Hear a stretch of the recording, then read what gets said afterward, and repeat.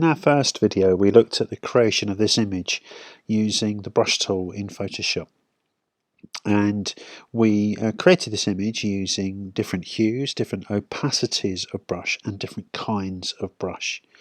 Now, one of the things that's important to understand is that the ability to produce an image, the flexibility of our mark making, is solely dependent on these preset brushes.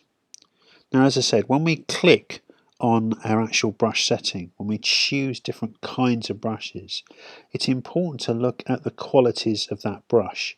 And if you look at the brush and it is identified as having both a thin and thick edge, that means that that brush will work really well with a drawing tablet. So if I start to select a different brush size now, and that thick and thin line is indicated, and here we've got the size of the brush, but also remember I've got the same control of brush size up here.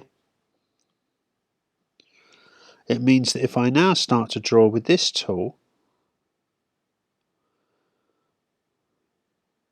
the quality of my mark making can get thicker and thinner.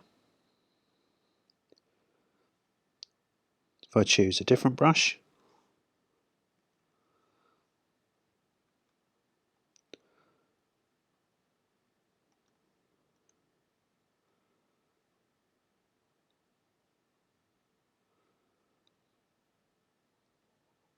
then its opacity as well as size is changed according to pressure.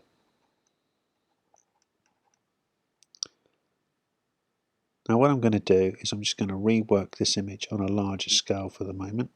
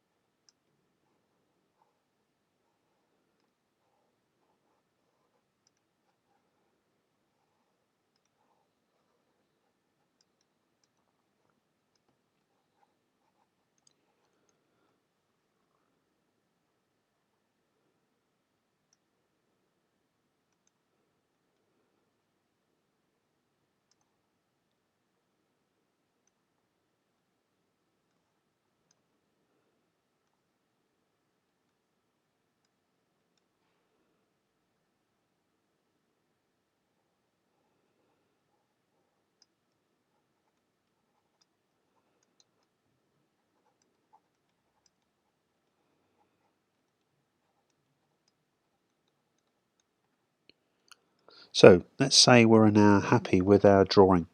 What can we do now? Well, clearly we've created a digital image which is made up of various pixels, and if we hone in, as we enlarge the image, we'll increasingly start to see the actual pixels themselves that make up this image. So you can see, regardless of whether this was a sheet of white paper or whether this is a fully coloured image, this takes up the same amount of information. I want to scroll out, so I'm going to use the magnifying tool over here and just hit the fill screen, which takes us back. If I now go to Image and Adjust and go to Hue,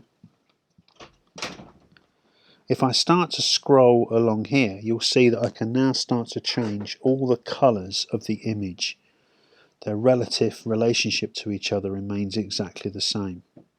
Saturation, if I alter saturation, I can make the colour incredibly garish, or I can reduce it right the way down until it's a much more subtle grey. Lighter and darker is fairly self-explanatory. Toggling between those different things can make another version of this image. So I'm now going to save this as.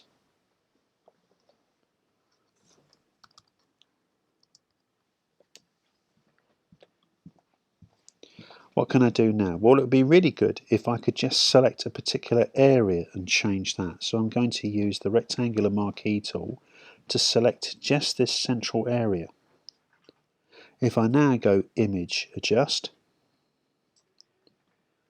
and start to change the hue setting, then only that area within the selection will change.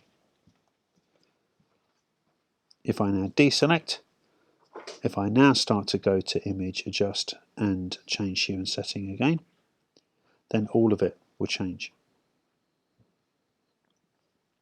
If I use the rectangular marquee tool again and select an area, if I now go to the Select option and go Inverse Select, and now go Image, Adjust, Hue and Saturation, the area that I've selected is no longer selected, but all the other areas surrounding that particular rectangle has been selected.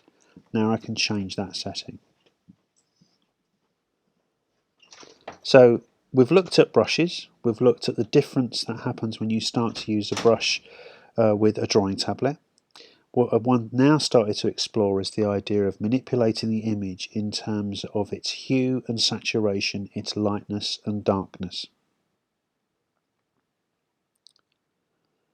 I'm going to deselect that area, so Command D to deselect, and obviously we'll look another time at some of the other selection options.